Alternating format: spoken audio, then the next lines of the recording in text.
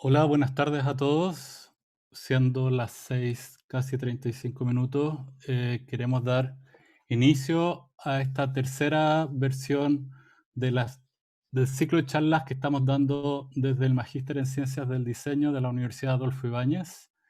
Eh, Hoy día tengo el gusto de poder contar con la participación de Matías Garretón.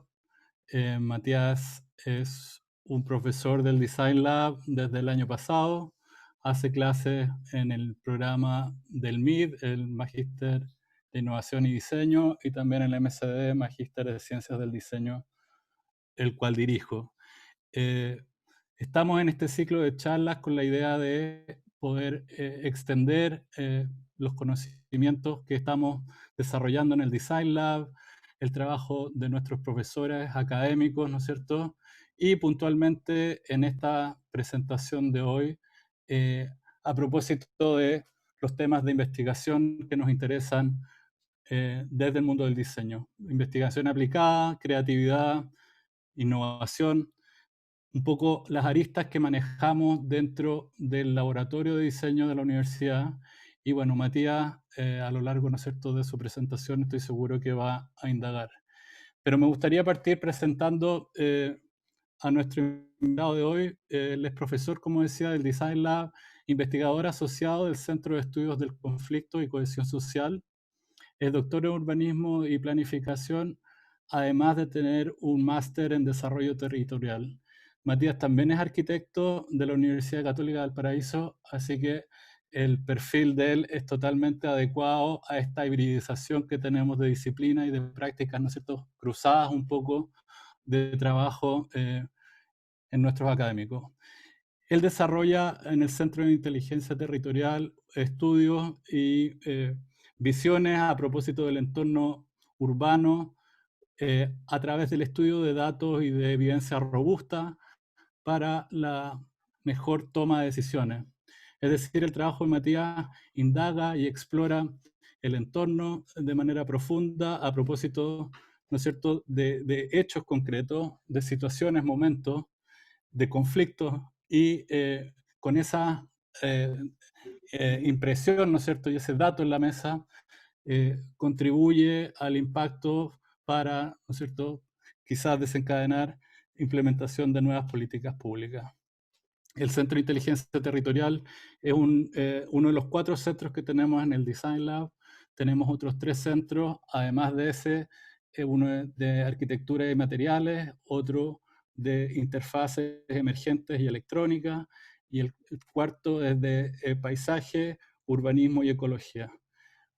Matías es también un interesado en el mundo de las ciencias sociales, y creo que ahí hay un tema muy interesante para explorar en la conversación de hoy, de cómo, ¿no es cierto?, las ciencias del diseño incluyen distintos tipos de ciencias para informar los procesos de diseño, para informar, ¿no es cierto?, los desafíos y las ambiciones del proyecto de diseño, que no tiene ni más ni menos que como gran meta o desafío, ¿no es cierto?, mejorar el entorno de las condiciones de la sociedad que tenemos y que compartimos con nuestro grupo más cercano y, por qué no decirlo, también con el territorio y el ámbito natural, de las ciencias naturales, ¿no es cierto? Creo que la exploración que estamos llevando adelante desde el Magíster de Ciencias del Diseño abre interesantes ámbitos, quizás que con poca exploración en nuestro ámbito local, respecto de cómo estamos entendiendo la colaboración del diseño con estas disciplinas que tienen un conocimiento más acabado, sea científico, sea social, sea tecnológico, ¿no? Un poco esa triangulación va a depender de la exploración y de los intereses también eh, que están detrás de las ambiciones de los proyectos académicos, profesionales, aplicados, etcétera. Bueno, sin extenderme más, quisiera solamente tocar 2 puntos que creo pueden ser interesantes dentro de la presentación de Matías y que podríamos conversar hacia el final.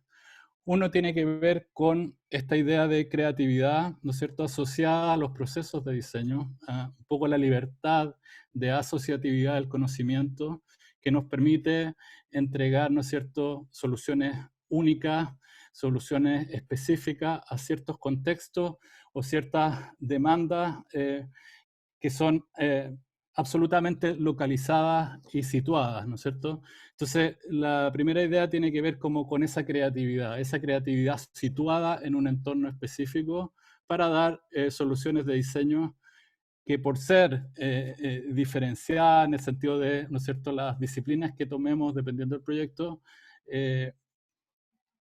proponen o conllevan, ¿no es cierto?, a un desarrollo más innovador. No es un diseño convencional, sino que es más innovador en el sentido de tomar lo específico, del conocimiento específico y provocar soluciones que tengan impacto. El segundo punto es referido más bien a la práctica dentro de nuestro Design Lab, con el trabajo que hacemos los académicos con nuestros estudiantes. Cómo los estudiantes, ¿no es cierto?, toman estas ideas de ciencias del diseño, de ámbitos disciplinares posibles para tener un conocimiento más acabado, más holístico, más completo del entorno en donde el proyecto va a tener una realidad, en donde el proyecto, ¿no es cierto?, va a poder hacer su máximo performance, considerando el entorno, considerando la sociedad, considerando un ámbito, ¿por qué no decirlo, político-cultural que impacta el desempeño de ese proyecto?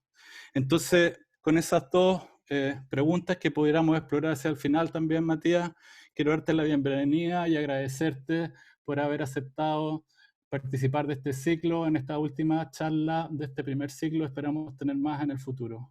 Bienvenido, Matías. Gracias, Rodrigo, por la presentación. Debo reconocer que estoy un poco nervioso acá, primera vez que tengo un Zoom ya con tantos participantes, no me esperaba tanto, así que les agradezco a todos estar aquí. Veo algunas caras conocidas ahí, Jano, saludos Jano, compañeros que no veía hace tanto tiempo, alumnos que están en los talleres, así que bueno, un agrado acá, como las vueltas de la vida nos reencuentran. Y dentro de esas vueltas de la vida, yo en realidad más que estar interesado en ciencias sociales, yo me considero un cientista social. Yo estudié arquitectura, pero me fui a estudiar mi doctorado en ciencias sociales, ¿ya? Y para mí ha sido muy, muy bonito volver al Design Lab y reencontrarme con las prácticas creativas, ¿ya? Que en algún minuto me fui a buscar otras cosas, digamos. Y creo que en las ciencias del diseño y en el planteamiento que estamos buscando en el máster en ciencias de diseño, se complementan muy bien los dos aspectos, ¿ya? Este aspecto más metodológico, más riguroso, que a mí me deja tranquilo, y el aspecto creativo, ya esencialmente creativo, y bueno, los compañeros acá de la Católica del Paraíso entenderán cuando hablo de poéticos, ¿no es cierto? Que en este sentido ya de creativo, de la poiesis misma que viene la palabra griega, los dioses.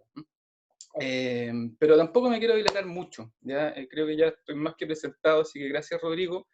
Gracias por esta invitación y sin más, sin más vueltas, voy a empezar a compartir pantalla, ¿ya? Y vamos a entrar en la materia de hoy, ¿ya? La verdad es que sinteticé un poco el título, era un poco largo, ¿no es cierto? En realidad voy a hablar, estamos en el tercer milenio, entonces lo que quiero plantearles hoy día es los desafíos del diseño hoy, ¿ya? Son cosas que están pasando y a las cuales tenemos que reaccionar, ¿ya? Tenemos que reaccionar y sobre todo tenemos que también identificar qué herramientas tenemos para reaccionar, que eso es lo que nos mueve finalmente.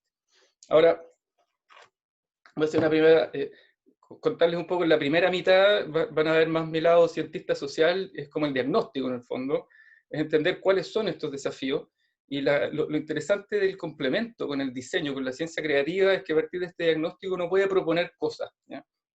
Y esa es realmente la potencia de lo que nos da esta aproximación interdisciplinaria, rigurosa, metódica a las ciencias del diseño. Ahora, primero creo que si vamos a hablar de los desafíos que tenemos ahora, todos lo sabemos, ¿ya? La jubilación. ¿Qué vamos a hacer con la jubilación? Entonces quiero partir pensando, ya que todos pensemos, les quiero poner una pequeña encuesta. Primero, piensen, ustedes respondan en una hojita de papel, donde quieran, pueden mandarlo en el chat, No es relevante la recolección de datos, lo relevante acá es que pensemos, ¿ya?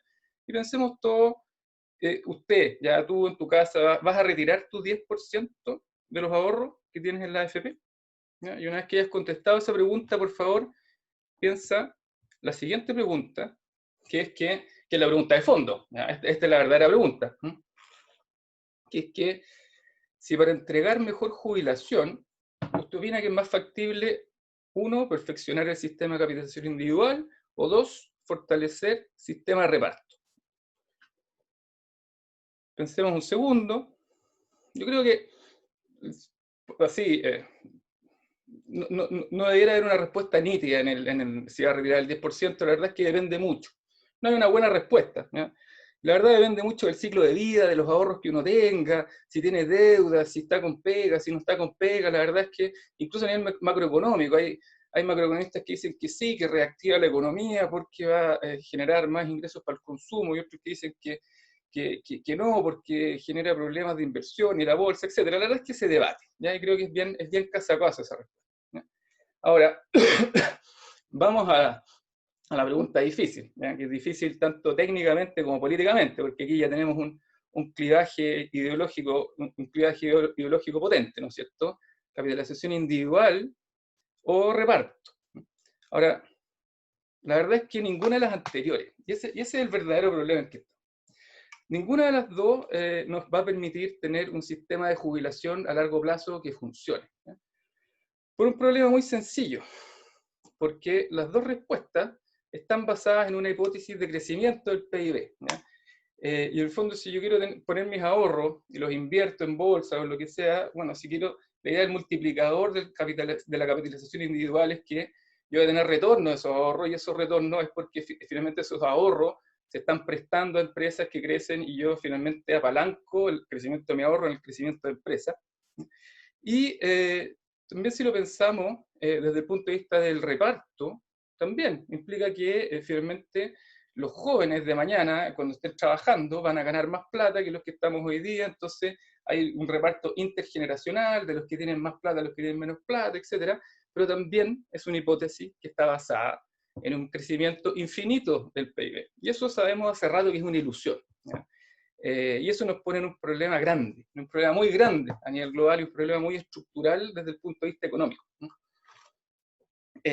Bueno, ya de hace rato que este es un gráfico que son estimaciones para Estados Unidos, pero pasa un poco lo mismo en todo el mundo, que el PIB crecía lentamente durante miles de años hasta que se pega un acelerón fuerte, ¿ya? En el siglo, bueno, a partir de la revolución industrial, pero sobre todo en el siglo XX, y aquí ya desde el año 2000 empezamos a ver una ralentización del crecimiento del PIB, ¿ya? Y eso es algo que está pasando en varias partes prácticamente de todo el planeta, y que básicamente está subestimando la destrucción de capital natural, ¿ya? La verdad es que cuando uno mide no el crecimiento material en términos de riqueza humana, sino que la riqueza ecosistémica, los servicios ecosistémicos. Hoy día es mucho más difícil llevar a tu hijo al cerro, llevarlo a caminar a la naturaleza. Hoy día el contacto con la naturaleza cuesta.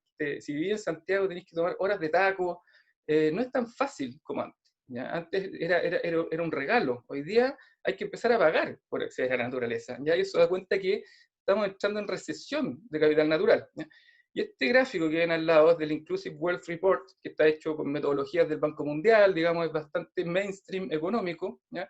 Muestra en la línea verde, ¿ya?, cómo el capital natural viene declinando por lo menos desde el año 90 y de bastante antes, ¿ya? Ahora, los ecologistas odian este gráfico porque dicen que esto es una subestimación brutal, ¿ya? O sea, básicamente el capital natural se está evaluando a una fracción muy pequeña del valor real que tiene y de las dinámicas ecológicas que tiene. Ya es el contraargumento desde el lado ecológico. Y en realidad, si llevamos ese argumento a su máxima a su máxima gravedad, digamos, bueno, resulta que hay evidencia bastante sólida de que estamos consumiendo 2 planetas al año. No sé si han escuchado hablar del Earth Day. El Earth Day se conmemora, es el día en que se conmemora, simbólicamente, digamos, el momento del año en que consumimos todos los recursos que el planeta va a producir o va a regenerar sosteniblemente en el curso de ese año, y el Earth Day partió conmemorándose en octubre y ya lo estamos conmemorando en junio, ¿ya? Eso quiere decir que cada año consumimos el doble de lo que el planeta regenera en forma sostenible, ¿ya? Y esto es bastante reciente, ¿ya? Por eso es un desafío muy reciente, no tenemos muchas herramientas para abordarlo, ¿ya? Porque la humanidad, el consumo, básicamente, ha crecido muy lento desde que éramos animales hasta hace 200 años, que es cuando empieza la revolución industrial. El consumo estalla, se hace exponencial finalmente, y miren lo rápido que es que después de la Segunda Guerra Mundial, en el año 1950, consumíamos aproximadamente la mitad del planeta, ¿ya? En 50 años duplicamos eso, y el año 2000 consumíamos aproximadamente un planeta completo, ¿ya? Ese año el Earth Day está el 31 de diciembre. Y en 20 años después, ¿ya? Estamos consumiendo otro planeta más, ¿ya? 2020 estamos consumiendo 2 planetas, ¿ya? Esto es una locura. Y ustedes miran, pero ¿cómo no puede ser? Si estaríamos en una catástrofe. La verdad es que ese exceso de consumo, ¿ya? No es sobre lo regenerable, es sobre lo acumulado. Entonces, cuando quemamos petróleo, cada año, o sea, el petróleo se acumuló en cientos de miles de millones de años, de selvas tropicales y dinosaurios y plantas y animales y todo, que después se quedaron bajo tierra, se transformaron en petróleo, ¿eh? Y resulta que lo que la Tierra acumuló en miles de millones de años, lo quemamos en 200, ¿ya? Entonces estamos quemando stocks, a stocks biológicos naturales que no solo son inertes, no solo el petróleo, ¿ya? ¿Cómo han declinado los pescados? Jano ahí, mi compañero de Valparaíso, se acordará cuando estábamos estudiando en la Católica, Valparaíso y la reineta, nos comprábamos 3 reinetas por 500 pesos en el mercado de Valparaíso. Hoy día ya no quedan reinetas, hoy día la reineta te vale 10 lucas el kilo. Entonces hemos eliminado eh, cantidades enormes de pescado, hemos eliminado bosque forestal. Entonces hay un problema con los stocks acumulados que no se están regenerando, que básicamente están empobreciendo a las futuras generaciones, ¿ya? Hoy día los niños son más pobres en recursos ecosistémicos que lo que nosotros fuimos, ¿ya? Y eso es tremendamente grave. Eso nos dice, este modelo basado en el consumo, hay que modificarlo, ¿ya? Hay que modificarlo, hay que rediseñarlo, en el fondo. Ese yo creo que es un primer problema grande, porque además no es solo, no estamos hablando solo de calentamiento global, ya no les quería ni hablar de calentamiento global porque ya todos lo sabemos. El año pasado salió un paper que hizo peer review de 11.000 papers sobre calentamiento global, y el consenso era del 100% respecto a las causas antropogénicas. O sea, ya el negacionismo climático no corre, digamos, ¿ya? Pero esto se nos olvida, ¿ya? Se nos olvida que el problema real no es el CO2, el CO2 es una más de estas curvas, ¿ya? Voy a poner aquí el puntero láser, ¿ya? Acá está la concentración de CO2, ¿ya? Es una de las curvas, pero tenemos crecimiento de población, crecimiento del PIB, crecimiento de fertilizantes, uso de agua, represas en los ríos, destrucción de bosques tropicales, destrucción de biodiversidad, o sea, todo es exponencial. Entonces, ¿qué es lo que ha pasado en estos últimos 250 años? ¿Ya? Si se fijan, todas las curvas parten en 1750, hasta el 2000, básicamente es el periodo de la revolución industrial. ¿Qué es lo que pasó? ¿Cómo llegamos a esta locura, ¿no es cierto?, de estar comiendo los 2 planetas al año y de estar consumiendo los recursos mucho más allá de lo que finalmente permite nuestra propia subsistencia como especie. Ya estamos hablando acá de un suicidio, de un suicidio de la civilización finalmente. ¿Cómo llegamos a esta locura? Eso nos lleva al segundo problema, ¿ya? Hay 3 grandes desafíos. Está el tema ecosistémico, está el tema del consumo ecosistémico, está el tema de la concentración del poder, ¿ya? Que es otro problema grande. Y después vamos a ver cómo esto se conecta también con el tema de la revolución tecnológica, ¿ya? Ahora, para entender cómo llegamos a la concentración del poder que tenemos hoy día, hay que hacer un poco de historia. Y disculpen si me estoy dando una vuelta un poco larga, el cientista social que se me arranca por ahí. Pero la verdad es que los estados-nación actuales son el resultado de un periodo evolutivo, ¿ya?, que fue muy brutal, ¿ya? Fue un periodo de expansión económica y territorial, que la única manera de sobrevivir, básicamente fue un periodo muy belicoso, ¿ya?, fue concentrando el poder de decisión sobre millones de personas en liderazgos cada vez más centralizados, ¿ya? Bueno, son líderes responsables, electos. ¿Qué puede salir mal? ¿Ya? Bueno, bastantes cosas, ¿ya? Digamos, no es, cuando hablamos de las guerras económicas entre Estados Unidos y Corea, o entre China hoy día, bueno, uno empieza a cuestionarse si estas personas que manejan el destino de otros millones están realmente decidiendo en pro del bien común, o ya uno empieza a cuestionarse derechamente en pro de qué intereses están decidiendo, ¿ya? Si el bien común, por definición, o sea, si nos quedamos sin planeta, ¿dónde queda nuestra definición del bien común, digamos? No hay que buscarle la quinta pata al gato, ¿no? Pero bueno, eso es un problema ya más de índole política, que no quiero quedarme en eso. Pero sí conectar con el hecho que estamos hablando de los años 1900, antes de la Primera Guerra Mundial, la mitad del planeta era el imperio colonial de potencias europeas y de Estados Unidos. Y Estados Unidos fue en sí mismo una colonia europea. Y esto en 1900, porque también acá ya se independizó América, pero América también fue un territorio colonial de España, todos lo sabemos. Entonces, en este periodo colonial, básicamente los países crecieron mucho, ¿no? Se expandieron mucho los territorios, y sobre todo, al expandirse tanto, tuvieron que inventarse. Y hay un libro genial de Benedict Anderson que se llama Imagined Communities, de cómo los estados-nación tuvieron que diseñar su identidad con bandera, con himnos nacionales, con leyes, con congresos, con sistemas electorales. Fue un diseño, no era algo natural. Para mí, o sea, ¿qué tan natural es que un ariqueño se sienta con nacional de un magallánico? ¿Ya? No es natural, es una escala que va muy, muy lejos de lo que es una comunidad real en términos antropológicos, ¿ya? Entonces, está esta parte, esta construcción imaginaria de los estados-nación, ¿ya? Justamente para poder delegar el poder de millones de personas en una sola, ¿ya? Que tiene una razón muy bélica. Y esta curva que ven al lado es de las curvas más brutales que yo nunca he hecho.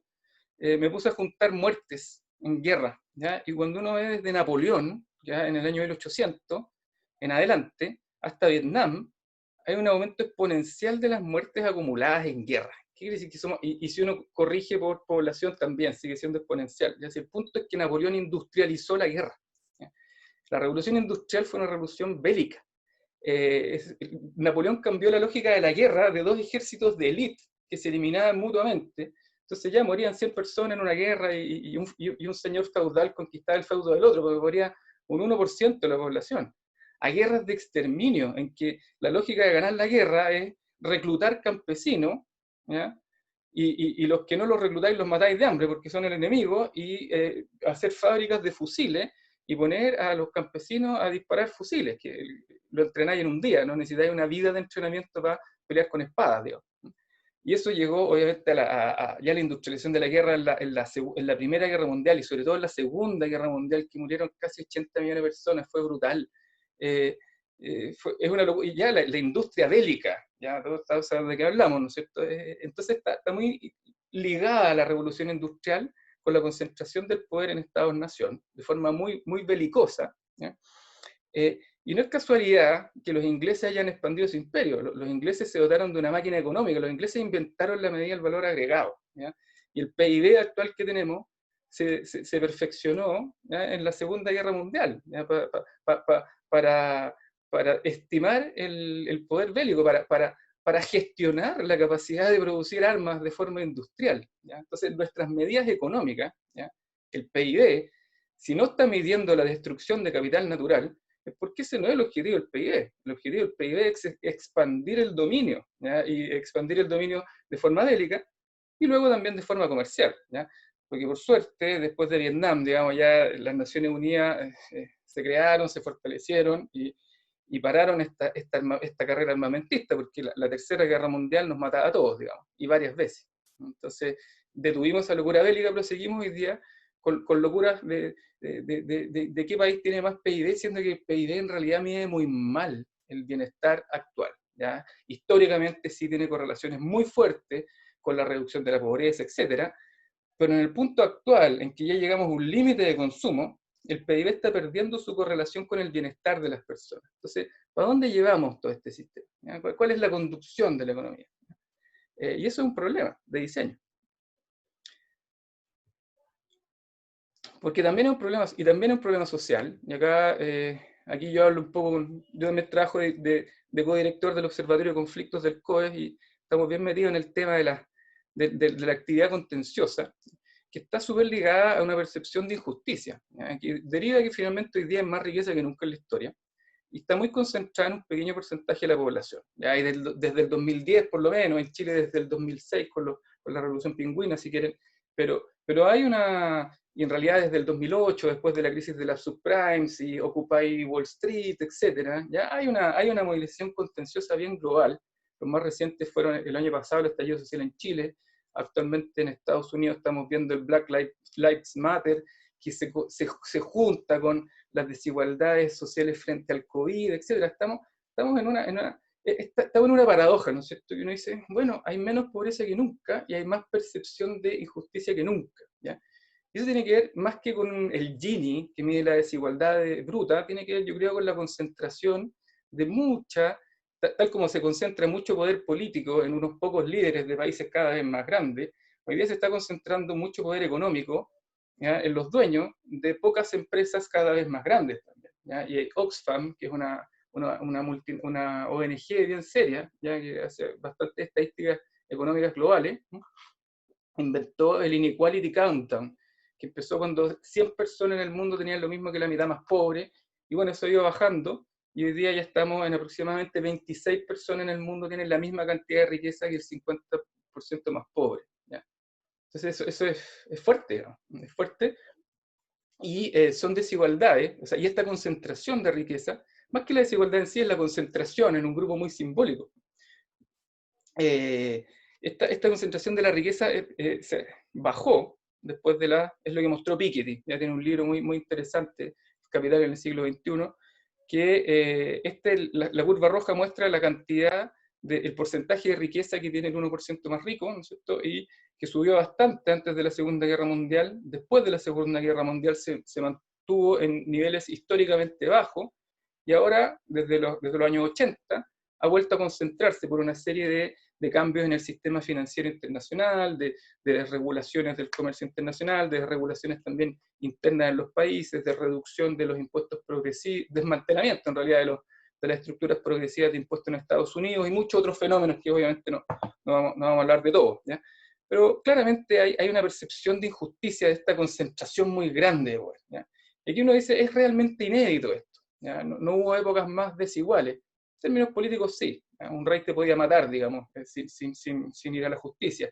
En términos de un economista que diría, bueno, al final el poder se mide en la cantidad de horas de trabajo que tú dispones, ¿ya? Es lo único que permite comparar, por ejemplo, a Creso en Roma con Bezos, el dueño de Amazon hoy día, y la verdad es que si uno lo mide en cantidad de horas de trabajo a disposición de grandes CEOs, la verdad es que tiene un poder que nunca nadie antes tuvo en la historia, ¿ya? Ni emperadores, ni magnates, etc.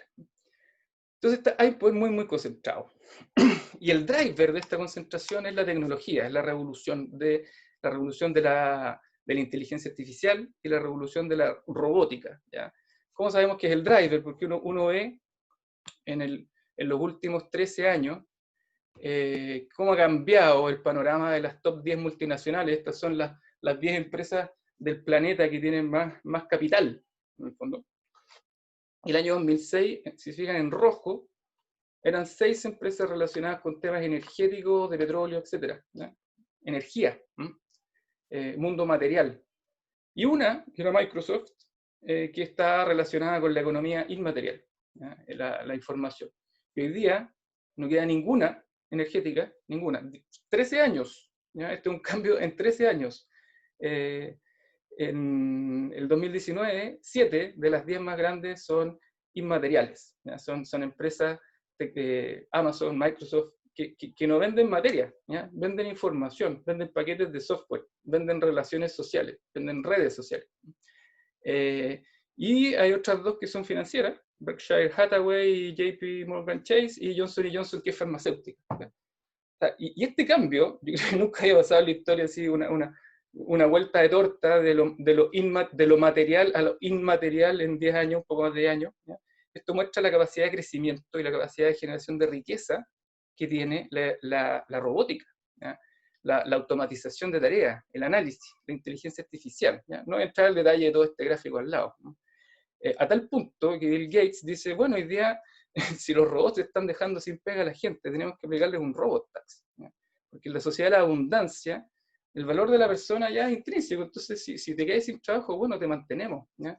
Ya no tenemos esa eh, dolor económico de decir, tenemos que resolver la pobreza, entonces todos tienen que trabajar al máximo de su tiempo y entregar todo el tiempo a generar dinero o a generar riqueza, si ya sobra riqueza en el mundo. Entonces hay un cambio bastante importante en cuanto a la sociedad que es viable en otro régimen de producción. Y es esto, finalmente, veíamos el gráfico antes, el consumo que ya llegó a casi el doble de lo que tiene el planeta, y estamos en esta transición, y hoy día estamos aquí, hoy estamos aquí, y este es el desafío que tenemos que resolver. ¿Cómo estamos pasando de un sistema de acumulación insostenible, basado en el crecimiento, en la conquista, en la concentración, a sistemas que tienen que ver con la optimización de procesos, con la cooperación entre personas y con la distribución de recursos, ¿ya? Y todo esto es muchísimo más difícil, ¿ya? Las tres primeras, bueno, vamos a competir nomás y peleamos. Las tres segundas requieren diseño, ¿ya? No son espontáneas, no surgen del equilibrio de oferta y demanda en mercados competitivos, ¿ya? Tienen que diseñarse, tiene que haber voluntad, tiene que haber una idea detrás que crea nuevas formas de crear valor, ¿ya? Y ahí es donde entra el diseño, ¿ya? Hasta ahora hemos visto puros problemas. Entonces, ¿por dónde están las soluciones? ¿Cómo podemos entender esta inteligencia? ¿Cómo podemos lograr esta utopía? Bueno, ya hace rato los países nórdicos van avanzando en este sentido. Este es uno de muchos ejemplos, pero para mí es muy simbólico. Es esta Copenhagen Plant en Copenhague, que uno la ve y piensa que es como el Guggenheim de Bilbao, ¿ya? Como arquitectura osada, y tiene una cancha de esquí. Es un parque esquiable. En invierno cae nieve y la gente va y esquía. Y esto no es un museo, esto es una planta que quema basura, ¿ya? Y está en el waterfront de Copenhague, y es un aporte al paisaje, y no solo al paisaje, ¿ya? En vez de, ¿y qué estamos nosotros en Santiago? ¿Ya? Tenemos como 7 vertederos, varios vertederos ilegales, y hace un par de años se quemaron, ¿se acuerdan? Y no solo estamos botando cosas, sino que además se nos queman, ni siquiera los gestionamos bien, es una desidia total, ¿ya? Los daneses, ¿no es cierto?, dijeron, esto no, la basura se aprovecha, y esta planta quema 400.000 toneladas de basura al año, con la cual, no libera calor, ¿ya? Porque todo el calor, en vez de botarlo a la atmósfera, lo mete bajo tierra, genera calefacción para 160.000 hogares, electricidad para 62.000, 100 millones de litros de agua pura, reutiliza el 90% de los metales, y la ceniza la usan para hacer camino, ¿ya? Aquí estamos hablando de un diseño inteligente, ¿no es cierto? Acá vemos que en realidad no tenemos por qué estar botando cosas, no tenemos por qué estar calentando el planeta, no tenemos, lo que falta es tecnología, lo que falta es inversión, lo que falta es diseño, ¿ya? Diseñar la solución que optimiza un problema, ¿ya? No es botar la basura cada vez más lejos, ¿ya? Porque el planeta ya se llenó de basura, ¿ya? Sino que es resolver efectivamente el problema. Y eso requiere mucha lucidez, ¿ya? Porque esto una vez que está hecho, todo el mundo dice, bueno, es como el huevo de Colón, ¿ya? Era fácil, ¿ya? Pero bueno, había que inventarlo, ¿ya? Y ese es el desafío que tenemos. Y acá uno puede amarrarse de varios conceptos que no es que ya están súper conocidos, así que creo que puedo pasar rápido por acá. Pero básicamente hay un concepto de economía circular, ¿ya? Que yo creo que es un must de lo que se tiene que diseñar de aquí en adelante, ¿ya? Que es básicamente eliminar el concepto de desecho en el diseño del proceso. No hay ninguna razón para que la basura siga existiendo como basura, para que se pierda, ¿ya? Si ya estamos en un contexto en que el recurso natural es lo escaso, bueno, una vez que entra el sistema productivo no debe salir, no debe botarse, es lo valioso, ¿ya? Hoy día lo valioso, y hay que hacer un link más, hay que diseñar el link, cómo yo desde la basura puedo volver a reinsertar materia al ciclo productivo, ¿ya? Hoy no le estoy diciendo nada nuevo, ¿no? Ya de forma un poco más detallada, el diseño ya no solo debe considerar el producto en sí, sino que tiene que considerar el lugar de ese producto en una cadena de valor, ¿ya? En una cadena de valor que tal vez mi producto ocupa algo que se está reutilizando, o cuando se termina está diseñado de tal forma que sea fácil reutilizarlo para otra cosa, ¿ya? Uno no está pensando solo en hacer algo, un artefacto chiquitito, súper contenido en sí mismo, uno está creando conexiones en el mundo, ¿ya? Conexiones, y tiene la responsabilidad de darle buen uso a la materia con la cual uno va a fabricar, y que esa materia no se pierda después que yo le doy el uso que le quiero dar. Y ahí, bueno, viene un diseño, ¿no es cierto?, súper complicado, que hay que diferenciar todo lo que son los recursos renovables, que se entienden más bien como en un flujo de entrada y salida, a todo lo que es el reciclaje de productos más manufacturados, que tienen distintas etapas de reinserción en los ciclos productivos, etc. ¿Ya? Quedémonos con esa idea general, no quiero entrar en el detalle, podemos conversarlo después, si les interesa, además que estas son cosas que creo son bastante conocidas. Eh, y pensemos en Chile, pues, ¿ya? ¿Qué está pasando en Chile? Ahora yo creo que para pensar en Chile tenemos que introducir otro concepto que está muy relacionado con la economía circular, pero que es la economía endógena, ¿ya? Eh, ¿qué es la economía endógena? Y yo creo que se entiende mejor por contraposición con el modelo que tenemos hoy día en Chile, ¿ya? Hoy día en Chile tenemos una economía que es bastante lineal, ¿ya? En el sentido de la economía lineal que acabamos de ver en el slide anterior, y extractiva. ¿Qué significa esto? Que tenemos un hinterland, que son prácticamente todas las regiones de Chile, ¿ya? Donde se extraen recursos naturales, ¿ya? Y los intercambian por artefactos manufacturados, ¿ya? Y el ingreso en estas regiones es aproximadamente 1 en términos relativos, ¿ya? Básicamente no hay un multiplicador endógeno, ¿ya? Lo que venden lo compran. Y esto ha sido empíricamente demostrado por Patricio Aroca y Sosa, se me olvidó el nombre, pero un paper bien conocido en Chile el año 2003, que calculan con matrices de insumo producto, son economistas regionales ellos, con matrices de Leontiev, etcétera, toda una serie de metodología bastante rigurosa, ¿ya? Y encuentran que efectivamente en Magallanes y en Arica el multiplicador endógeno es prácticamente nulo, ¿ya? La riqueza es todo la extracción del territorio y no hay más riqueza que eso. En Santiago, de nuevo con cifras empíricas de Aroca y Sosa, eh, hay un multiplicador endógeno de 2, vale decir que además de comerciar ya estos materiales crudos, ya, que vienen de regiones y que se van al extranjero, porque es un hub, ¿no es cierto?, un hub de comercio internacional, hay toda una serie de servicios locales, ¿ya? Bastante densos, financieros y de comercio, etcétera, algo de manufactura, digamos. Entonces, como ya hay una economía más compleja en Santiago, el ingreso, aunque el flujo material es el mismo, el ingreso se duplica, ¿ya? Porque hay más interacciones económicas locales, y estos materiales se van a industrias en el extranjero, ¿ya? Que además de ser comerciantes y además de tener servicios locales, generan manufactura, agregan valor a la materia, ¿ya? Y ahí tienen otro puntito de multiplicador endógeno, y el ingreso promedio tiende a ser el triple, ¿ya? Básicamente, mientras más complejidad económica uno introduce en un territorio, en el mismo flujo de materiales, ¿ya?, uno genera más ingresos, porque genera más servicios entre las personas, genera más formas de crear valor a partir del trabajo. Pero bueno, finalmente vuelven los productos manufacturados, se van perdiendo en el camino, entonces es una economía abierta, lineal, y que nos estamos perdiendo muchísimas oportunidades económicas, ¿ya? Entonces, ya para definir y cerrar un poco esta idea del multiplicador endógeno, ¿ya?, uno podría definirlo como el número de transacciones locales en un flujo económico, en que a partir de un 1, que es el import-export, uno puede ir combinando servicios, manufactura, para agregar otro par de puntitos de ingreso, además de lo que estoy exportando, ¿ya? Hay una oportunidad gigantesca de desarrollo económico, de cohesión social, de mejorar las condiciones de trabajo, etcétera, etcétera. Y por supuesto que no estamos solo en esto, ¿no? Hoy día, los que estén metidos en círculos de makers y de Fab Labs, etcétera, hay que han tomado mucho vuelo con la pandemia. Y hay un montón de plataformas que han surgido. De hecho, acuérdenme de darles un par de...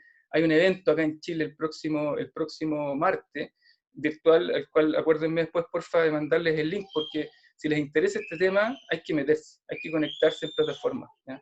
Es el momento de meterse en plataformas globales. En este caso es una plataforma global de fabricación distribuida, que proponen lo mismo, ¿ya? Es un libro Design, Remix, Shape, Repeat, que dice lo siguiente: o sea, qué locura este mundo en que agarramos materia de América, la llevamos al sudeste asiático, para procesarla, con tremendas pérdidas en el camino, para devolverla al mundo con más pérdidas, y al final con un matching muy malo el matching. O sea, ¿qué posibilidades hay que el chino le chunte el producto que yo quiere? ¿Ya? Y esto, por supuesto, en una economía bastante lineal, con entrada, salida, basura, desechos, etc. Y lo que proponen en este libro, que me parece bastante coherente, que no son ellos nomás, pues es parte de, viene de una fundación de diseño distribuido que está fundada, que tiene fondos de la Unión Europea, etc. O sea, la Unión Europea se está tomando esto muy en serio, le están metiendo lucas grande a este tipo de plataformas y a este tipo de iniciativas.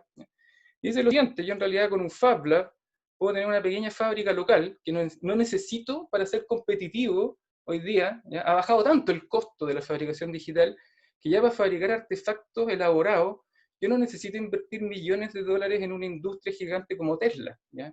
Yo puedo hacer un montón de cosas, no voy a hacer un Tesla, digamos, pero sí puedo hacer un montón de cosas de tecnología media o relativamente alta en el jardín de mi casa. Si tengo un plotter 3D, si tengo un CNC, si tengo un par de maquinitas, ¿ya? Un brazo robótico, y con eso yo ya puedo tener una pequeña industria, ¿ya? Que puede usar recursos locales, satisfacer necesidades locales, generar nuevos vínculos, ¿ya? Generar nuevo valor localmente, ¿ya? Y al final lo que se mueve en el mundo no es la materia, es la información, son los diseños. ¿Ya? Todos estos son modelos open source, entonces a mí me llega, ¿no es cierto?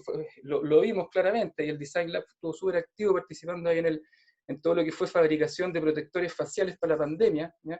Que llega un diseño, tú lo mezclas y dices, mira, en realidad yo tengo otros materiales y a lo mejor somos más cabezones, menos cabezones localmente, ajustáis paramétricamente y replicas ese diseño, lo mejoras, y al mejorarlo lo devuelves al sistema de información, y al final estamos regalándonos diseños, ¿ya? Para fabricantes locales. ¿Ya? Y aquí entramos en una lógica global, cooperativa, que claramente, obvio, no es la panacea, todavía esto no flota, hay que inventarle modelos de negocio, esto tiene que desarrollarse, pero está creciendo, y obviamente que es una pista súper atractiva para decir, esta ambición de bajar el consumo y de optimizar las cosas sin empobrecernos, ¿ya? Si la idea es que todos queremos seguir aumentando el bienestar, pero hay herramientas, ¿ya? Tenemos herramientas que no teníamos antes, hay que aprovecharlas, hay que aprender a usarlas, ¿ya? En Chile podríamos tener una economía endógena basada, ¿no es cierto?, en colegios técnicos. Hoy día en el Design Lab tenemos tremenda demanda de colegios, pero no vamos a abasto, no tenemos tiempo, pero que ganas de poder ir a escuelas técnicas a enseñarle a niños de primero medio a ensamblar, primero a usar un plotter 3D, a ensamblar las piezas que genera, y a lo mejor en cuarto medio ya terminé enseñándole diseño digital con generativo, con machine learning, qué sé yo, o después, después del colegio, no importa, ¿ya? Pero hay que empezar, son herramientas educativas, aprender con las manos súper atractivos para el colegio, ¿ya? Hay culturas materiales que necesitan herramientas, ¿ya? Si lo que hay que llevar hoy día al territorio a través del Fab Lab no son productos, son herramientas para que desarrollen sus artes locales, su cultura material, para que se desarrolle la agricultura familiar. ¿Ya? ¿Por qué la agricultura se paga tan mal? No porque no sea importante, sino porque consume mucho tiempo. Hoy día podemos automatizar un montón de procesos con bajo costo en la agricultura, ¿ya? Y liberar ese tiempo del agricultor para que vaya a aprender a hacer otras cosas. En la ciudad podemos cultivar, en la ciudad podemos reciclar los residuos tecnológicos, en el campo también, digamos, o sea, y ¿por qué no? O sea, ¿por qué privarnos de tener un multiplicador endógeno de 3 si tenemos las herramientas para hacerlo? ¿Ya? O sea, no es, no es, nos falta tiempo, pero las herramientas están apareciendo, hay que desarrollarlas, hay que apropiárselas y hay que repartirlas. Son cosas que están pasando. En Europa, por ejemplo, en Francia, la fabricación digital se está enseñando en los colegios. Los niños aprenden, se interesan. Niños que tenían aburrido, para el profe es una maravilla poder llevarlo a jugar con un plotter 3D, a fabricar sus propios experimentos. En Lisboa, este es un taller de reparaciones con fabricación digital. En Lisboa, saben que después de las últimas crisis de Europa hay mucho desempleo. Bueno, los desempleados van y a lo mejor aprenden nuevas cosas, ¿ya? Se forman comunidades en torno a la fabricación digital, se aprende, se transmite el conocimiento, ¿ya? Hay mucho que hacer, ¿ya? y a bajo costo. Por ejemplo, algo que puede parecer de ciencia ficción, claro, cultivar con robots. Bueno, este robotito que ven acá debe costar 10.000 veces menos que un tractor y no consume benzina, se mueve solar y resuelve el principal problema del tractor y de la agricultura industrial, que es que aplastan el terreno, matan el terreno y después como lo aplastan para que respire, hay que removerlo, interrumpen una serie de procesos biológicos que afectan la calidad del suelo y hay que fertilizarlo. Y entramos en esa locura de por el gran tamaño hacer cosas poco óptimas. ¿Ya? Un robotito chiquitito como este, que apenas deja huella y que ya tiene software de reconocimiento, el software se replica, de reconocimiento, puede desmalezar, puede fertilizar, puede plantar, puede cosechar y está todo el día dando vueltas. ¿Ya? Y si uno al final hace raya para la suma, sale harto más barato, ¿ya? Y va a ser cada vez más barato. Entonces hay formas inteligentes de hacer las cosas hoy en día, ya solo que no nos hemos dado el tiempo para aprenderlas. ¿Ya? ¿Por qué alguien va a tener que encerrarse 33 mineros a sacar carbón bajo el nivel del mar? ¿Ya? Así, un robot te puede sacar mineral. ¿Ya? Al final también uno se raya para la suma y te sale más barato. ¿Ya? El problema no es eso, el problema es qué hago con la gente que pierde el empleo. ¿Ya? Ahora, eso nos lleva a otro problema que vamos a atacarlo más hacia el final. ¿Ya?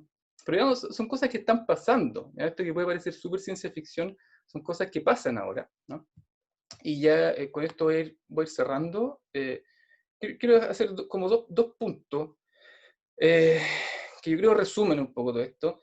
Uno que, ¿cómo definimos crear valor? ¿Ya? Crear valor significa construir relaciones. ¿Ya? El valor es eso, el valor no se mide en pesos o en dólares, se mide en bienestar el valor. ¿Ya?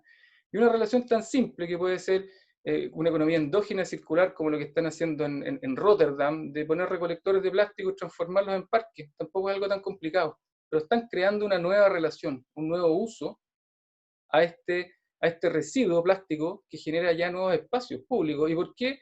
Y no es one shot, es todo el rato. ¿Por qué no llenar un río de parques flotantes? ¿Ya? En vez de tener plásticos cochinos. Le da un uso, le da otro aire a la ciudad, otro espacio público a la ciudad. Y también uno puede pensar en crear relaciones culturales o inmateriales. Tinder, ¿ya? Soluciona un tremendo problema, que es cómo uno resuelve el matching entre parejas y el algoritmo que generan el Tinder como un artefacto de información, de matching y de creador de relaciones es brillante. ¿Ya? Porque te perfila, te conecta, al mismo tiempo te da la posibilidad de tomar decisiones en el proceso, y por eso tuvo tanto éxito, ¿ya? Porque genera mucho valor, ¿ya? Genera relaciones. Y en general, esta economía de Uberland, con el libro de Rosenblatt, todos estos apps, Corner Shop, Uber, lo que están haciendo es generar relaciones más transitorias, digamos, ¿ya? Con el taxista, con la persona que me hace las compras, digamos, ¿ya? Generar relaciones súper potentes como forma de crear valor. ¿Ya? Y en realidad aquí ya entro al terreno ya de la superutopía y me disculpan si sueño un poco, digamos. Ya, perdón. Que básicamente podemos concebir hacia el futuro, ya no es ahora, pero se puede construir, tenemos las herramientas para hacerlo, un socio-ecosistema, ¿ya? En que todos los seres sentientes tienen un valor intrínseco. ¿Ya? No estamos entendiendo a una persona como un factor de producción, ¿ya? Que es válido en la sociedad porque trabaja tantas horas al día. ¿Ya? Tú eres válido porque naciste. ¿Ya? Y hoy día la tecnología existe para transformar desechos y recursos inertes a través de inteligencia artificial, manufactura, en riqueza. ¿Ya? Pero esa riqueza, lo que debe alimentar después es construir relaciones entre nosotros y encontrar otras maneras de relacionarnos con el ecosistema, reparar lo que hemos destruido, conectarnos unos con otros, enseñarnos más cosas, porque vamos a tener tiempo. ¿Ya? Nos vamos a quedar sin pega. O más bien, vamos a ser liberados de un montón de trabajos que no tienen sentido al ser humano. Meterse un hoyo en una mina o estar, a lo mejor a alguien le gusta estar con la tierra, pero ya estar bajo sol, ¿no es cierto?, todos los días, 365 días al año, bueno, no se puede ahorrar esa pega, puede cosechar, puede pensar en la semilla que va a plantar y hacer otras cosas más interesantes en el tiempo libre que quiera. El problema es cómo sostenemos eso socialmente. Y ahí, bueno, entra toda la discusión del robot tax, del ingreso universal garantizado, ya que son temas que se están debatiendo hoy día, ¿ya? O sea, esto ya, la pandemia nos aceleró y adelantó decisiones en varios años. Y otra idea, ¿ya? Que yo creo que es tremendamente relevante para entender cómo se plantea un máster en diseño, ¿ya? Es que, o cómo planteamos la innovación finalmente, ¿ya? Y para eso hay que entender dos cosas, ¿ya? Yo creo que es un buen paralelo hacer los grados de capacitación del ser humano con distintos paradigmas que han habido en el desarrollo de la inteligencia artificial, ¿ya? Y primero, el primer nivel de capacitación es un técnico que es capaz de ejecutar instrucciones complejas, ¿ya? Ir de A a Z pasando por B, C y todos los pasos intermedios, pero ejecutando cada paso a la vez, y aquí esto es súper importante en la industria automotriz, por ejemplo, técnicos altamente capacitados, etc. Pero hace rato que los robots ya están reemplazando ese tipo de pega, y conceptualmente, el minuto en que ya supimos que una inteligencia artificial podía derrotar era más eficiente que la mente humana en este tipo de tareas, ¿ya? Fue cuando Deep Blue le ganó el campeón mundial de ajedrez, ¿ya? A Kasparov. Porque básicamente ya la capacidad de procesamiento lineal programado ya le ganaba cualquier capacidad intuitiva de cálculo de un cerebro humano. Hay un segundo nivel entonces, ¿ya? Si las máquinas nos ganaron lo técnico, bueno, nos queda lo profesional. Y es cierto, un profesional ya resuelve problemas en el ámbito del oficio, sabe A y sabe Z, los tiene como problema, y tiene que entender cómo yo resuelvo el problema de ir a A a Z, ¿ya? Cómo yo diseño el manual para que el técnico construya el auto, o qué mejoras puedo hacer al diseño del auto. Ahora, este tipo de tareas, que son complejas, también la inteligencia artificial nos superó el año 2016, ¿ya? Cuando AlphaGo le ganó al ICEDOL, ¿ya? Básicamente con algoritmos de deep learning, de aprendizaje profundo, ¿ya? Que tú les dices, estas son fotos de gatos y de perros, quiero que reconozcas las de gatos, ¿ya? Y todos los algoritmos de reconocimiento de imágenes se basan en deep learning, porque son instrucciones demasiado complejas para que nadie pueda programarlas linealmente. Entonces, la máquina aprende un poco sola, ¿ya? Con ese tipo de estrategia, ya el juego del Go, que tiene muchísimos más parámetros que el del ajedrez, una inteligencia artificial ya nos gana. Y en temas más aterrizados al diseño, tenemos hoy día todo lo que es el diseño generativo, ¿ya? Es una buena forma de verlo también. En fondo, nosotros le decimos a este software, mira, esta es la solución que yo quiero, este es Z, ¿no es cierto? Tengo que fijar mi brazo robótico a mi tabla de trabajo, entonces necesito 4 pernos y una rótula móvil. Y yo diseño la performance, yo diseño la función que tiene que tener la pieza, y el software me calcula la forma óptima, ¿ya? Me calcula esta curva, ¿no es cierto? Cómo yo conecto tu problema, cómo yo resuelvo el problema que me definiste. Esta es la definición del problema, pero la solución se hace por Machine Learning. Entonces ya entramos a un tercer paradigma, ¿ya?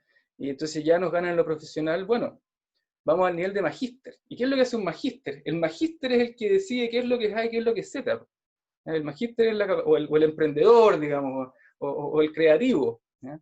Es el que decide, identifica cuál es el desafío, es el que pone las buenas preguntas, ¿ya? Es el que propone las estrategias de solución, que después se verá cómo se solucionan, pero es el que formula la pregunta, ¿ya? Y ahí es donde nace la innovación. En este desafío, un mundo cambiante, ¿ya? Ya no podemos hacer lo que siguieron haciendo nuestros abuelos. Tenemos que volver a hacernos todas las preguntas hacia el futuro, ¿ya? Por eso, esta capacidad de analizar el mundo y de proponer estrategias de solución, ¿ya? Es más necesaria que nunca. Y es lo único que nos separa todavía de la inteligencia artificial, ¿ya? Ahora, los tecno-optimistas dicen que el 2050 ya la inteligencia artificial va a tener inteligencia general, ¿ya? Y va a ser capaz de plantearse sus propias preguntas, de reconstruirse a sí misma, ¿ya? De hacer otras cosas, ¿ya? Y ahí perdemos el control. Ese es el problema. Y ahí tenemos dos escenarios, uno que es el escenario Terminator, ¿ya? Que nos vamos a la guerra con esta inteligencia superior, o el escenario de ya la iglesia de la inteligencia artificial, y esto es cierto, hay varias sectas en el mundo hoy día que se plantean el tema de decir, estamos construyendo reconocemos que una inteligencia artificial billones de veces más inteligente que el ser humano tiene que entenderse como un dios, lo estamos construyendo, y ojalá que sea buena onda con nosotros, ¿ya? ¿Cómo construir una relación constructiva con estas inteligencias? Pero ahí ya nos vamos en otros temas y ya estoy muy pasado. Ahora sí que cierro.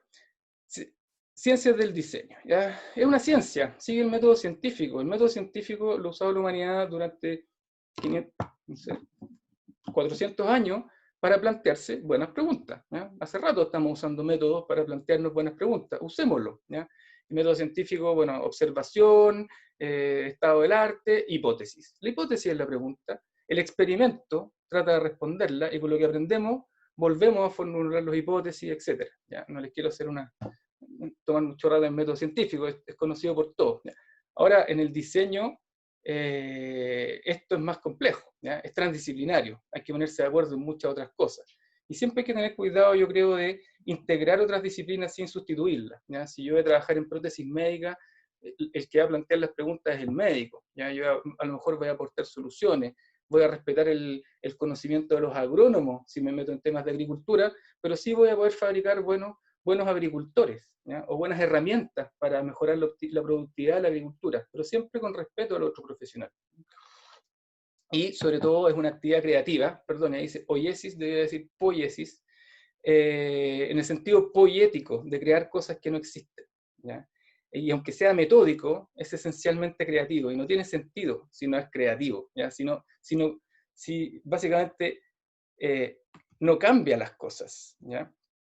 Y para ello, para cambiar las cosas, uno se enfoca en el desarrollo sistemático de artefactos, define performance del artefacto, qué tiene que cumplir este artefacto, y yo mido la performance y lo comparo con la performance de artefactos similares y sé si estoy innovando, si estoy produciendo algo mejor, ¿ya? Si logré los objetivos de mi hipótesis de diseño, ¿ya? Pero siempre en un sentido constructivo, ¿ya? Que es diferente de las ciencias deductivas. Y esto para mí me ayuda a entender mucho mi dualidad entre cientista social y diseñador, ¿no? Es decir, claro, como la ciencia social trata de entender al mundo, acá tratamos de cambiar al mundo, ¿ya? Y eso es lo que hace falta si el mundo vemos que tiene que cambiar. ¿Ya? Y para responder a la pregunta inicial, ¿ya? Que es decir, ¿cómo vamos a jubilarnos en el antropoceno? Estamos complejizando la pregunta, ¿ya? Ya no estamos solo preguntando por la jubilación, ¿ya? Sino que por la jubilación en una hipótesis de baja, ¿ya? De que tenemos que reducir el consumo, que requiere algo súper difícil, que nadie sabe cómo hacerlo todavía bien o a gran escala, que es de desacoplar la curva de bienestar de la curva de consumo. ¿No? Históricamente las dos fueron muy de la mano, hoy día ya no. Y por eso es que tenemos que reinventar tantas cosas. ¿Ya? Ahora ese reinventar tantas cosas es una tremenda oportunidad, ¿no es cierto?, para el diseño, para crear, para las ciencias creativas, transdisciplinarias, ya que tienen que aprender a resolver una complejidad que nunca antes habíamos tenido que enfrentar, pero para la cual al mismo tiempo tenemos muchas herramientas, muchas más herramientas que nunca antes. ¿Ya? Y hay, como yo diría, el lema debería ser optimizar, crear sin consumir, plantearse las buenas preguntas, innovar, identificar desafíos, crear relaciones de valor. Y si me preguntan, yo más que una buena jubilación, preferiría un ingreso básico universal, ¿ya? Que fue una idea que si bien nace de ideólogos más bien socialistas, hoy día los principales defensores del ingreso básico universal son economistas liberales que dicen esto permitiría eliminar un montón de fricciones, de desincentivos a volver al trabajo si está en el desempleo, de decir quién merece más pensión que otra, ¿ya? Básicamente es decir, nadie tiene, en un mundo, ¿ya?, donde sobra tanta riqueza, nadie debiera morir de pobre, ¿ya? Es indigno. ¿Por qué permitir esa indignidad? Y esto que nunca fue posible, porque no había la cantidad de excedentes suficientes, hoy día sí lo es. Y hay excedentes que se pueden crear en la creación inmaterial, como hemos visto las fortunas que explotan de Amazon, ¿no? Pero también en la educación, en la cultura, en las comunidades hacen mejores formas de hacer política, redes sociales, experiencias virtuales. Ahí hay un tremendo campo de crecimiento, ¿no? Infinito, ilimitado, es inmaterial. Luego, en un nivel más material, en crear cadenas de valor endógenas. Ya tenemos un multiplicador potencial desperdiciado en que podríamos triplicar el ingreso de las zonas rurales de Chile. Se puede, ¿ya? Y no lo estamos aprovechando porque no nos hemos dado el trabajo de diseñar esas relaciones de valor y de implementarlas y de educar para que sean factibles. Ahora es mucho trabajo, estoy de acuerdo. Y finalmente la automatización de la manufactura, ¿ya? Que lo que hace es liberar tiempo humano de tareas que no queremos hacer, que nos hacen daño, ¿ya? Y ese tiempo liberado se puede dedicar a las otras dos, ¿ya? O sea, los ingredientes están, ¿ya? Lo que nos falta es tiempo para implementarlo, y bueno, muchas otras cosas que seguro saldrán ahora en la discusión.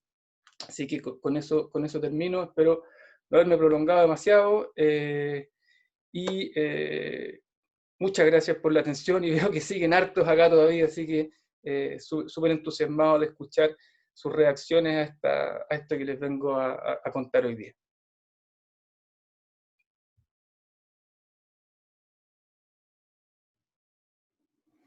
Bueno, Matías, muchas gracias por la presentación. Súper estimulante el pensamiento, la lógica narrativa que nos presentaste para entender un fenómeno que es bien holístico, ¿no? Un fenómeno que tiene múltiples aristas, pero que hay que de alguna manera entender en sincronía para poder empezar con ideas de soluciones.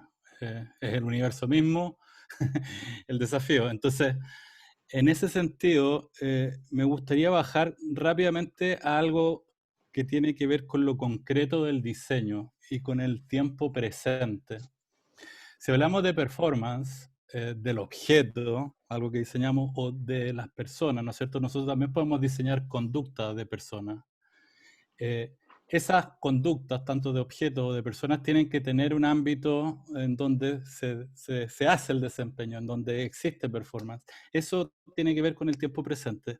Entonces, la pregunta que yo tengo es respecto de este análisis que me hace total sentido, ¿no? Hay que cambiar esta construcción cultural que hemos desarrollado en estas últimas décadas, sobre todo, por los problemas que vemos, por los problemas medioambientales, por las futuras generaciones, por los dramas de la injusticia que somos testigos cotidianamente, ¿no es cierto? Por las alertas que aparecen en distintos lugares del planeta. ¿Cómo ves tú el problema del presente, de actuar en el presente, entendido, en el entendido que este proceso lineal de lógica y de pensamiento es muy largo y es mucho trabajo? Tú mismo lo mencionas. Hay que cambiar primero la manera en cómo se está entendiendo la economía. Entonces eso hay que poner de acuerdo a un gran grupo de personas, ¿no es cierto? La gente que puede tomar las decisiones, la gente que tiene poder político, voluntad. Y luego, en paralelo, cómo este proyecto de cambio, de transformación, que tiene que ser desde el presente, ¿no es cierto? No podemos llevarlo mucho al futuro porque no hay tiempo. Eh, ¿Cómo hacemos que eso entre en la máquina de productividad a la cual estamos acostumbrados? Es decir, ¿cómo cambiamos las prácticas de hoy día por los problemas que estamos viendo hoy día? O sea, si la gente se sigue muriendo y todavía no somos capaces de poner las mascarillas en la cara, ¿cómo hacemos eso? O sea, esa lógica de algo como tan básico, que el pensamiento lógico lo explica de una manera espectacular y lo conecta, pero en verdad, ¿cómo cambiamos la conducta de una manera práctica? ¿Cómo hacemos que el diseño sencillo y el diseño más sofisticado en verdad haga sus performances esplendorosas para que podamos tener soluciones a estos grandes problemas y grandes desafíos que se nos vienen? Y la crisis no es medioambiental, no es solo económica, no es solo política, no es solo de los recursos, es una sumatoria, ¿no es cierto?, de situaciones. ¿Cómo ves tú esa situación? Y sobre todo desde una escuela de diseño que es experimental, que es nueva, que es fresca, digámoslo, que no tiene miedo con los bordes, no tiene miedo con las convenciones de la disciplina, ¿no? Súper difícil la pregunta. Yo creo que nadie puede tener todas las respuestas. Ahora, creo que tiene dos aspectos, ¿ya? Creo que de una parte hay... Yo creo que los grandes cambios ocurren por movimientos simultáneos, ¿ya? De una motivación individual de mucha gente, pero también de incentivos estructurales, ¿ya? Que se pueden entender de dos maneras. ¿Ya? Una de, por ejemplo, si realmente uno le pusiera el costo a cada litro de petróleo, si uno le pusiera el costo del daño ambiental que ese litro de petróleo por quemarlo va a generar en términos de calentamiento global, probablemente el litro de petróleo, en vez de valer lucas, valdría 10 lucas. Y ahí tendría un incentivo potente. ¿Ya? Y así tanta internalización de costos ambientales o internalización de costos sociales. Y eso se está haciendo. ¿Ya? Por ejemplo, las industrias salmoneras en el sur ya tuvimos que dejar de vender salmón. O sea, estamos corrigiendo la forma de producir salmones porque nos están acusando de dumping ecológico, que no estamos introduciendo, o sea, que estamos ahorrándonos un costo de producción, pero delegando ese costo en el medio ambiente. Eso ya no es factible, ya esas cosas están cambiando, y esos son incentivos, y de hecho hoy día la industria salmonera, tenemos una tesis de eso en el MIT, están trabajando en salmonera justamente porque la industria salmonera necesita soluciones, ¿ya? Entonces creo que hay ajustes macro, ¿ya? En términos primero por regulaciones ambientales y luego avanzaremos a otros tipos de regulaciones que están internalizando costos, ¿ya? Y eso genera una presión a la innovación que requiere creatividad, ¿ya? Creo que eso es algo que tiene que seguir pasando y es de toda lógica que ocurra, ¿ya? Entonces hay que subirse a esa ola, ¿no es cierto? Ahora, el tema es que muchas veces el regulador dice, yo no puedo hacer una regulación muy restrictiva si no hay soluciones técnicas, porque si no, mato el empleo. ¿Eh? Tampoco es tan fácil. Entonces, nuestro rol individual como creativos es decir, mira, pero aquí hay una solución. ¿Ya? Y el hecho de que haya una herramienta, ¿ya?, para optimizar ciertos procesos, ¿cachai? Pueden ser industriales o pueden ser electorales, ¿ya? No estoy hablando solo de algo tan material, ¿ya? Pero el hecho de crear herramientas de optimizar procesos permite que las regulaciones sean más que se acerquen más a un óptimo, ¿ya? Que realmente regulen lo que tienen que regular porque tú ya tienes soluciones que permiten que eso se implemente. ¿Te fijáis? Entonces ahí es donde entramos como diseñadores, en tener el ojo suficiente para decir dónde está la próxima oportunidad, dónde yo puedo establecer un nuevo vínculo, ¿ya? Y de ahí de a poquito vamos sumando. ¿Te fijáis? Esto no es algo que pueda hacer un iluminado, esto tiene que ocurrir en plataforma. Y por eso otra cosa que tenemos que hacer también es conectarnos a esas plataformas. Ya les voy a mandar el link ahora para terminar de hablar, pero tenemos que conectarnos a estas plataformas. Tenemos que compartir nuestros conocimientos con otros, porque los otros nos van a regalar muchos más conocimientos del que nosotros estamos dando. ¿Ya? Hay que ser generoso. Uno mismo tiene que entrar en esta innovación con otro espíritu, que a lo mejor ya no es el de las patentes. Después veremos qué hacemos con las patentes. ¿Ya? Hoy día la patente ya no tiene tanto sentido, porque los productos cambian tan rápido que una vez que lo patentaste ya aparecieron 20 mejores. Entonces, estamos en otra, uno mismo tiene que, como creativo, tiene que hacer ese cambio y tiene que conectarse con todas estas cosas. Pero siempre en esta lógica de decir, tengo que estar viendo el primer paso, el primer experimento sencillo, y además nunca puedo perder de vista el big picture, porque ese paso, por humilde que sea, es el primero para el siguiente, y acumular evidencia, ir mejorando, ir optimizando, y uno trabaja con iteraciones, ¿cachai? Ahora es cada vez más iterativo, ¿no? Y la fabricación digital es iterativa, y compartir informaciones, iteraciones en muchas partes del mundo, ¿sí? Entonces yo creo que estamos, y todo eso se diseña, creo que la ciencia del diseño tiene mucho que aportar en este tema, ¿ya? Pero yo creo que desde el lado de las soluciones. Creo que el lado de la crítica es súper necesario tenerlo claro, ¿ya? Es súper necesario tenerlo claro, pero en algún minuto también tenemos que pasar a decir, bueno, ok, está la cagada, ¿qué hacemos? De acuerdo, muchas gracias, Matías. Mira, acá hay un par de preguntas que están apareciendo por el chat. Me gustaría leerlas. Matías dice, Daniela, si automatizamos varias de las tareas y liberamos al tiempo de las personas para asumir estos desafíos, ¿piensas que tenemos un capital humano preparado para eso? ¿Qué nos faltaría? ¿Cómo nos y los preparamos? Tremenda pregunta, porque yo creo que apunta directamente al cuello de botella que tenemos hoy, ¿ya? Como les comenté ahí a la pasada, lo último que yo supe es que hay 17 colegios que nos están pidiendo formación técnica en temas de fabricación digital, ¿ya? Y hay muchos más en Chile. En Chile, ¿cuántos colegios hay? 10.000. ¿Cómo vamos a abasto? ¿Cómo? Porque, lo que mostraba en las fotos, en lo que están haciendo en Europa, funciona, ¿ya? Para una escuela pública, ¿qué le están enseñando? Que los niños no están ni ahí con las matemáticas ni nada, pero tú los sentás en una mesa a trabajar con las manos y la dinámica es otra. Y el nivel de aprendizaje es otro. Y la motivación es otra. Como herramienta docente a nivel escolar. ¿Ya? Si, lo que pasa es que estamos partiendo, ¿no es cierto?, desde posgrado. ¿Ya? Está bien, si en el posgrado hay que pensar esto a otro nivel, digamos, pero esto es algo que se puede enseñar desde el colegio. No es algo tan complejo. ¿Ya? Obviamente, la entrada, ¿ya?, y a medida que los niños crecen uno puede ir enseñándoles a trabajar con máquinas más peligrosas y madera y metalurgia, qué sé yo, a medida que ellos también vayan teniendo vocación por el tema, y probablemente tendremos que hacer una educación técnica superior para los que quieran entrar a diseñar ya, y a usar diseño generativo, etc. Pero es algo que debiera meterse en la escuela. Y en este medio el problema que tenemos es que la universidad está muy apretada, todas, por la incertidumbre que hay en el país. Entonces, ¿cómo levantamos profesores? ¿Cachai? No es llegar y sacar 100 profesores que se repartan en las escuelas de Chile. Yo la verdad creo que hay que armar algún tipo de fundación apoyada en esta red de Fab Lab y armar y juntarse todas las escuelas que enseñamos esto y a lo mejor hacer una especie de servicio país con los graduados de quinto año que vayan a enseñar, pero ya no es un servicio país que va a armar casitas, es ir a enseñar herramientas. ¿Cachai? Y a lo mejor parte de ese presupuesto tiene que ser implementar un pequeño Fab Lab baratito en una escuela. ¿Ya? Pero ¿quién va a enseñar? Y ese es el tema. ¿Ya?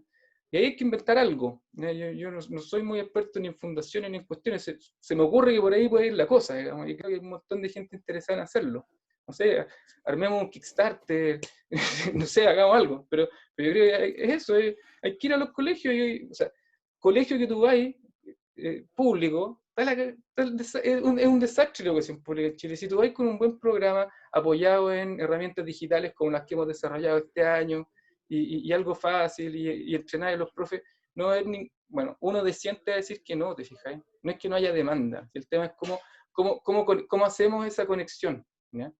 Entre las ganas de a lo mejor muchos de ustedes de enseñar estas cosas, porque ya saben harto de ellas, y cómo llegamos, ¿ya? Cómo dedicamos el tiempo, ¿no? Yo creo que Bueno, bueno esa respuesta y ese desafío que plantea sugiere la respuesta desde el tema de la educación, ¿no es cierto?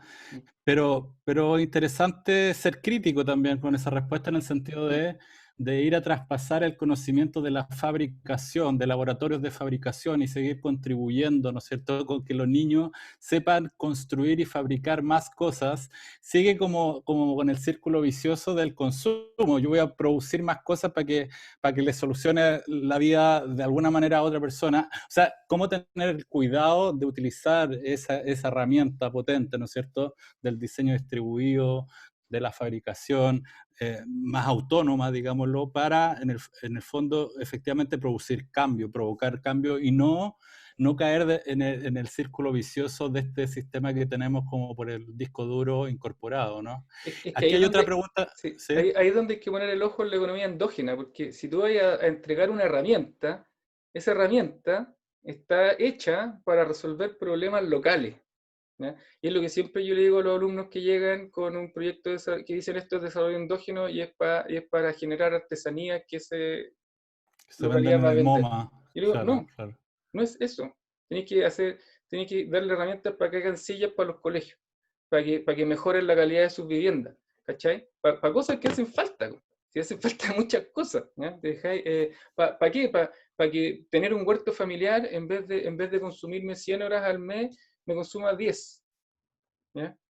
Y ya no es tema tener un huerto en la casa porque se cuida prácticamente solo y yo solo voy a comerme la frutillita. Ese tipo de cosas, ¿ya? Cosas que sirven en el territorio, para adentro, ¿ya? Pensar para adentro. Matías, acá hay un par más de preguntas. Amanda hacía una pregunta antes que tiene que ver con el ecodiseño. Ella dice, ¿cómo funciona en Chile el desarrollo de productos innovadores? ¿Se patentan un poco en esa línea de lo que planteas antes? ¿Se registran? ¿Cómo son las normativas del país en relación a eso? ¿Existen incentivos para la innovación de productos que consideren el ecodiseño? La verdad yo no soy muy experto en patentes, así que preferiría delegar esa pregunta a alguien que sepa más. Sí, hay bastantes fondos públicos, sobre todo a través de Corfo.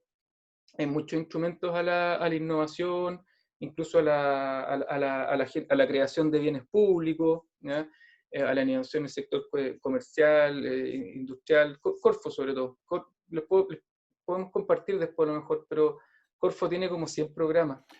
Sí, algunas de las recomendaciones que he recibido de colegas diseñadores, ingenieros que patentan harto es que el proceso es tan lento, que toma años, 3, 4 años, 5 años, que probablemente es mucho más rápido y más efectivo el camino de la innovación. El emprendimiento de repente genera un valor mucho más interesante y atractivo en el sentido, por un lado, de las soluciones y por otro lado, el retorno que esa patente pudiera otorgar en el largo plazo. El ecodiseño en Chile no es tan reconocido. Existen patentes LEEDs, ¿no es cierto?, de certificaciones, etcétera, pero en verdad no está aplicado, digámoslo, con una conciencia sistémica, holística, de nuevo usando esas palabras más generales, ¿no?, que permitan incorporar estas decisiones y destacar esas decisiones en el sentido de un valor, ¿no es cierto? No hay incentivos, no Sí. estamos lejos de ser países escandinavos acá, Súper al lamentablemente, debe, por ahora. súper al Sí, debe. O pues, sea, Chile abandonó su política industrial en los años 70 y de ahí nunca más tuvimos. Lo que tenemos hoy día es residual, ¿no? O sea, la época en que Chile se tomó en serio el tema de impulsar la industria y fomentar la innovación fue entre los años 30 y los años 60, ¿no? Ahí es cuando Chile se industrializó, pero hoy día ya queda bastante poco de eso, ¿no? Invertimos poco en investigación y desarrollo. Sí, la verdad es que por eso yo creo en yo creo que hay que apostar un poco como esta pequeña escala, ¿te fijáis? Como ya son productos de repente bien locales, se prototipan rápido, responden a necesidades de forma bien específica y no es que tengáis que invertir en una gran planta de producción, ¿cachai? Es parte de la lógica también. Hay una escala mucho más local que hoy día es factible, ese es el punto. sí, Y es factible, ¿por qué? Porque te ahorráis mucho tiempo de trabajo, porque tenéis herramientas súper productivas, ¿ya? Relativamente baratas, ¿no? Al final, cuando uno la chunta y tiene ese vínculo y tiene un retorno, sí, es verdad, podéis crecer solo, digamos, ¿no? Ya no necesitáis aportes públicos ni nada, y ahí es cuando tú sabes que creaste valor, ¿no? Acá hay otra pregunta interesante de Jorge. ¿Cómo crees que es posible instaurar este pensamiento en el mundo político económico en Chile, dado que pareciera que ellos están pensando y discutiendo en temas ya obsoletos, pareciera que no tienen visión de lo que se viene? Bueno, ahí, eh, yo creo que entramos en otro tema que es la reducción de la escala del poder, ¿ya? Creo que es mucho más fácil tener influencia en tu alcalde que en tu senador, ¿ya? O que en tu presidente. Entonces, hay un tema que tenemos que conectarlo con otro nivel de diseño, que es el diseño institucional y que es lo que está parado hace rato, que es la descentralización de Chile, ¿ya? La elección de gobernadores regionales, el hecho de que las municipalidades tengan más fuerza, ¿ya? Hoy día las municipalidades mueven alrededor, o sea, tienen capacidad de inversión de alrededor del 3% del PIB. Es como el 10% de todo el gasto público, lo cual es nada. Nada, comparativamente con otros países, hay países en que la mitad del gasto público son las municipalidades, justamente los países nórdicos, escandinavos, Mm. en que las comunidades tienen un soporte, tienen gobiernos locales, ¿ya? Y los gobiernos locales deciden más por el bien común que un gobernante que gobierna sobre 300 millones de personas. Es lógico, ¿te fijas? Entonces creo que también la respuesta política va por ahí, va por el hecho de bajar la escala de decisión, ¿ya? Porque como vimos, tenemos países gigantes que se desarrollaron para ganar guerra. Bueno, ya no estamos en tiempo de guerra, ¿ya? Y hoy día lo que necesitamos es regenerar los territorios, hay que bajar la escala de decisión política, hay que darle más participación a la gente y más capacidad de control directo de la gente sobre sus autoridades. Contraloría no puede estar encima de 350 alcaldes, los vecinos sí. Entonces también hay un tema también hay una inversión, también hay una vuelta de torta en el sentido que tenemos que empezar a pensar las cosas mucho más bottom-up, ¿ya? Y Absolutamente. tenemos Mm. que tomar muchas más decisiones desde la base que desde la cúspide, ¿ya? Yo creo que por ahí esa respuesta, pero ahí entramos en un ámbito que ya no manejamos desde el diseño, ya es más la ciencia política y ahí tendríamos que llamar a otras disciplinas. Otra pregunta, un alumno, Rodrigo, dice, profe, es súper complicado en la práctica eso. Mi papá tiene una maestranza con bastante CNC y siempre trata de traer alumnos de colegio y práctica, pero de unos 20 que pasan por la empresa solo uno queda, porque es apto para el cargo, cobrando también la mano cobrando también la mano de obra profesional que se supone que ya está preparada. ¿Cómo preparar a las personas para que puedan cumplir, para poder programar y utilizar la máquina CNC? es lo que hablábamos antes, hay que hacer mucho más inversión en educación en estos temas. O sea, no me extraña si tú enseñaste a manejar una CNC en el pizarrón y no tenías la capacidad que en esa escuela técnica todos pudieran tener horas de práctica con la CNC, obvio que van a llegar a la empresa sin saber usarla. Entonces, hay un tema de inversión en educación ahí que también estamos súper al debe. ¿Ya? Hay que meterle recursos a la educación y yo sé que estamos en penuria económica, etcétera, pero de alguna manera hay que levantar las lucas a través de las comunidades. Hoy día las escuelas públicas funcionan muchísimo con recursos comunitarios. Todos sabemos que las lucas que el Ministerio de Educación no alcanza para mantener un colegio, ¿ya? Y las comunidades educativas se ponen, no necesariamente con lucas, pero sí con servicios, con terreno, ¿no es cierto? Por eso yo creo que hay que reactivar, hay que entender que la educación es el core de una comunidad. ¿Ya? No es algo que nosotros vengamos los iluminados de Santiago a decir lo que tienen que ser. No, tiene que haber otro tipo de célula. Hay que pensar de manera distinta también la educación. ¿Sí? A lo mejor de forma más intergeneracional, pero eso ya también se escapa de mi campo de expertise. Yo no soy educador, ¿te fijáis? Ahí también tenemos, ¿te fijáis que es algo que ya cuando empezamos como a llevarlo a la práctica tenemos que decir, oye, hay que recurrir a mucha otra gente. Por eso yo creo que hay que armar alguna suerte de plataforma colaborativa. ¿Ya? Y podéis partir, y podéis partir con un colegio, con dos, ¿ya? Y vamos sumando. ¿Ya? Hay que armar una maquinita que funcione sola, en el fondo. ¿Cachai? Si no va a ser difícil cambiar las cosas. Ya estamos en la Pero el hora. desafío es gigante, o sea, yo no tengo todas las respuestas ni aspiro a tenerlas. ¿Ya? Es algo que hay que diseñar entre todos. Mateo, ha sido un gran éxito la convocatoria y el interés de las personas. Siguen llenando las preguntas, pero por un efecto práctico también del horario y lo que está considerado para esta charla. Vamos a la última pregunta y ya podemos ir cerrando, que son cerca de las 8 de la noche. Bruno, también alumno, dice: Matías, a propósito de lo que estabas comentando acerca de la automatización de la manufactura y la industria, ¿cómo a partir de la educación podemos aprender, adaptarnos y por consiguiente crear empleos relacionados a este nuevo mundo tecnológico? Me surge una duda. ¿Qué opinas sobre el panorama a corto plazo? Si la tecnología digital crece de forma exponencial, ¿será muy tarde para las generaciones actuales que no se adaptaron a las nuevas tecnologías?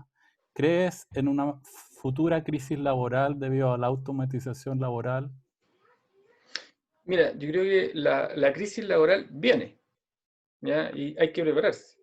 Esa, de que viene, viene. Aquí estamos, bueno, he tratado de dar una visión, ojalá optimista, ya, de lo que se puede hacer, pero no es fácil. No quiero que se queden con la impresión que esto está logrado, para nada, ¿ya?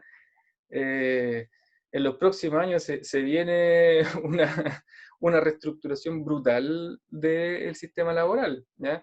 Que se anticipaba a 10 años, pero con los ajustes que han hecho las empresas y un montón de organismos y públicos, privados a la pandemia, va a haber un acelerón grande en la transformación laboral. ¿Ya? Y yo insisto, la única manera de salvarlo sin que haya una crisis social terrible es implementar lo que se está discutiendo hoy día, un ingreso básico universal. Eh, no hay otra manera, ¿ya? Si no la gente se muere de hambre y si no la gente no tiene, no, para que la gente use ese tiempo para reeducarse, bueno, tenéis que mantenerlos con algo. ¿Ya? El tema es de dónde sacamos las lucas y yo creo de verdad que va a haber que endeudarse, porque el remesón va a ser grande, endeudarse a nivel público, ¿ya? En deuda pública, apostando a que si fertilizamos el territorio con este tipo de multiplicadores endógenos, bueno, en 10 años más vamos a estar generando lucas, ¿ya? Y vamos a poder recuperar y pagar esas deudas y vamos a tener otro sistema. Ahora eso es, si los astros se alinean y todos nos ponemos a remar juntos y se ocurren un montón de coincidencias, ¿ya? O sea, no es, es como cuando Mandrake veía los 10 millones de futuros posibles, ¿no es cierto? Y hay como uno.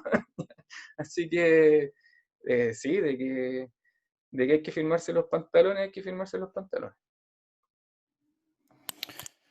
Bueno, queremos agradecerle a la cantidad de público que todavía está conectada. Ha sido una interesantísima charla, Matías. Te quiero volver a agradecer en nombre de todos los profesores del MCD, por supuesto el Design Lab, tu tiempo y tu energética presentación. Creo que nos pones grandes preguntas, grandes desafíos en la cabeza. Y bueno, como somos diseñadores, tenemos libertad para movernos por cualquier ámbito para dar soluciones a esta gran escala de situaciones que se nos vienen. Quiero darle las gracias a todos por haber estado conectados y pronto esperamos tener un nuevo ciclo de charlas. Hasta la próxima. Chao, muchas gracias a todos por las preguntas, por la participación.